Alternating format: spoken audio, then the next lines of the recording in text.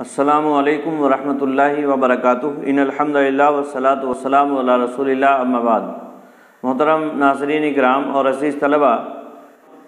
کتاب تقویت الایمان کے درس میں آپ کا خیر مقدم ہے۔ جیسا کہ معلوم ہے،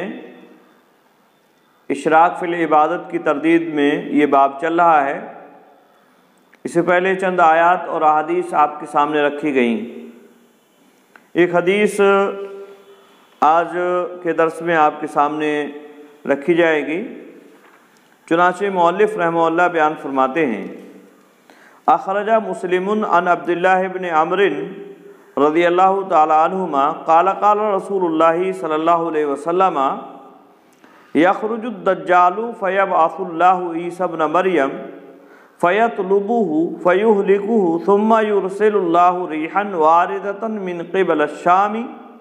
فلا یبقى علی وجہ الارض احد فی قلبہ مثقال ذرۃ من ایمان الا قبضتہ فیبقى شرار الناس فی خفۃ الطیر واحلام السباع لا یعرفون معروفا ولا ینکرون منکرا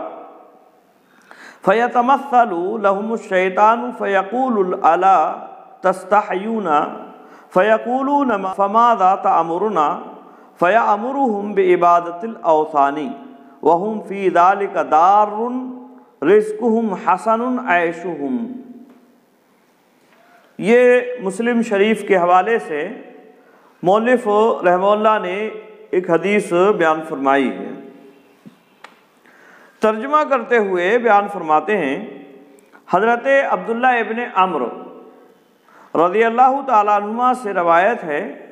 کہ رسول اللہ صلی اللہ علیہ وسلم نے فرمایا کہ جب دجال کا ظہور ہوگا، اللہ تعالیٰ حضرت عیسیٰ علیہ السلام کو مبعوث فرمائے گا، آپ اس کو تلاش کر کے مار ڈالیں گے، پھر اللہ پاک شام کی جانب سے ایک ٹھنڈی ہوا بھیجے گا روئے زمین پر، جس کے دل میں رائی بھر بھی ایمان ہوگا اس کو وہ فوت کر دے گی۔ پھر برے لوگ پرندوں کی طرح بے عقل اور درندوں کی طرح پھاڑ کھانے والے رہ جائیں گے، نہ اچھی بات کو اچھا سمجھیں گے اور نہ بری بات کو برا۔ پھر انسانی روپ میں ان کے پاس شیطان آ کر کہے گا، تمہیں شرم نہیں آتی؟ یہ پوچھیں گے کہ آپ کا کیا ارشاد ہے؟ وہ انہیں بت پرستی کا حکم دے گا کہ تھانوں کو پوجو، وہ انہی کاموں میں مگن ہوں گے اور انہیں رزق فراوانی سے مل رہا ہوگا اور زندگی آرام سے گزر رہی ہوگی۔ تو یہ مسلم شریف کے حوالے سے مؤلف رحمہ اللہ نے حدیث یہاں بیان فرمائی، اور اس میں آخری زمانے کی بات کو اللہ کے نبی صلی اللہ علیہ وسلم نے بڑے اختصار کے ساتھ بیان فرمایا۔ دجال کا بھی ذکر فرمایا اور اس کا کیا معاملہ ہوگا، اس کی تفصیل بہت ساری احادیث میں نبی اکرم صلی اللہ علیہ وسلم نے بیان فرمائی ہے کہ یہ اپنے آپ کو الہ کا دعویٰ کرے گا کہ وہ معبود ہے، اور پھر اس کے لیے لوگوں کو مجبور کرے گا۔ پھر اللہ رب العالمین حضرت عیسیٰ علیہ السلام کو اس کی سرکوبی کے لیے بھیجے گا اور اس کو قتل کر دیں گے۔ پھر سارے لوگ مسلمان ہوں گے، لیکن یہ حالات بڑی تیزی کے ساتھ بدل جائیں گے اور دوبارہ سے شرک عام ہونے لگے گا لوگوں کے درمیان میں، اور ایسے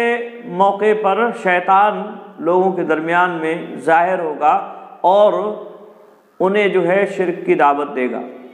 اللہ رب العالمین نیک لوگوں کو اٹھا لے گا اور پھر ان پر قیامت قائم کر دی جائے گی۔ تو یہ بہت ہی تفصیل اللہ کے نبی صلی اللہ علیہ وسلم نے مختصر الفاظ میں یہاں بیان فرمائی۔ مؤلف کہتے ہیں، یعنی آخری زمانے میں ایماندار ختم ہو جائیں گے، بے ایمان اور بے وقوف رہ جائیں گے، جو دوسروں کا مال ہڑپ کر جائیں اور ذرا نہ شرمائیں، اور ان سے بھلائی برائی کی تمیز جاتی رہے گی، پھر شیطان بزرگ کی شکل میں آ کر انہیں سمجھائے گا کہ دیکھو بے دینی بڑی بری بات ہے، دیندار بنو، آخر اس کے کہنے سننے سے دین کا شوق پیدا ہوگا، مگر قرآن و حدیث پر نہیں چلیں گے بلکہ اپنی عقل سے دینی باتیں تراشیں گے اور شرک میں گرفتار ہو جائیں گے،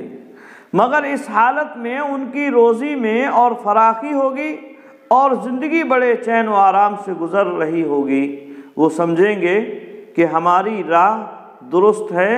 اللہ تعالی ہم سے راضی ہے، جب ہی تو ہماری حالت سنور گئی، آخر کار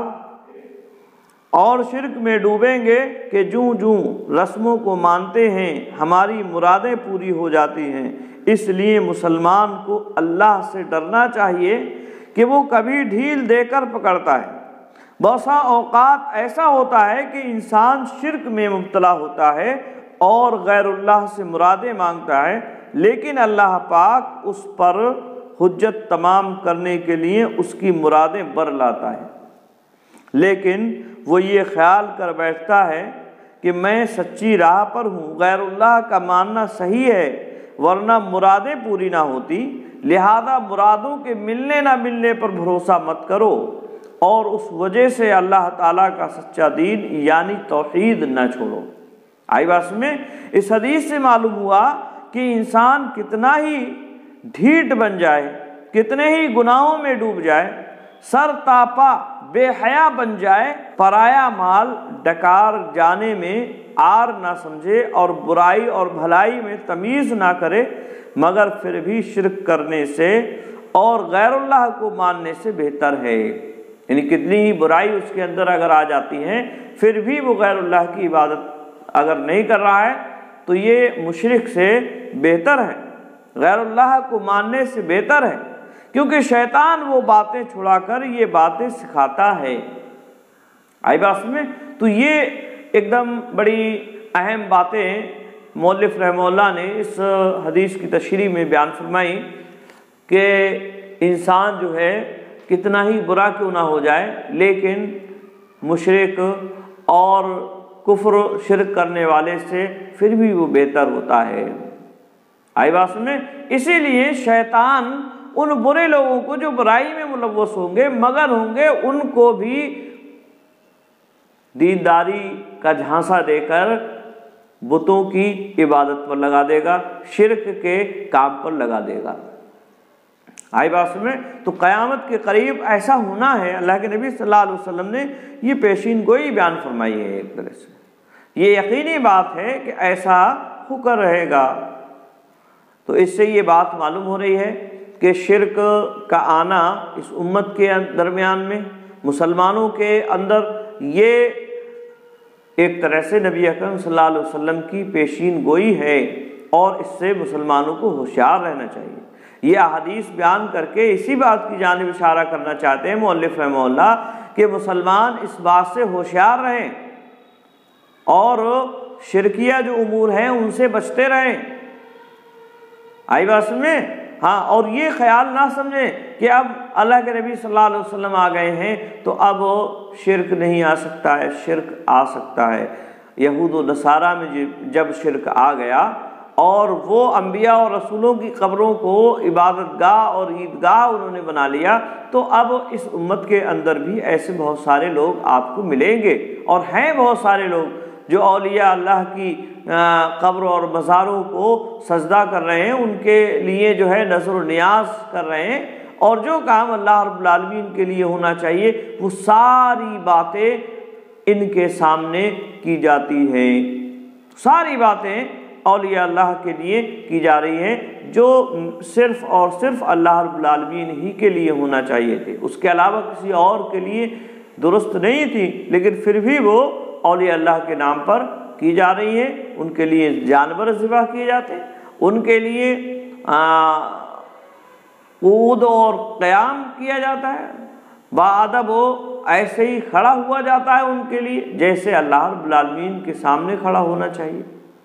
تو اس طرح کی بہت ساری چیزیں آج کل ہمارے زمانے میں موجود ہیں، بہت ساری مثالیں اس کی بہت ساری مل جائیں گی آپ کو، کہ لوگ کس طرح سے شرک اور بت پرستی میں گھستے چلے جا رہے ہیں۔ لہذا ہمیں ہوشیار رہنا چاہیے، نبی اکرم صلی اللہ علیہ وسلم کی یہ حدیث ہماری پیش نظر ہونا چاہیے اور شرکیہ امور سے اپنے آپ کو بچا کے رکھنا چاہیے۔ اللہ رب العالمین ہمیں اس بات کی توفیق عطا فرمائے،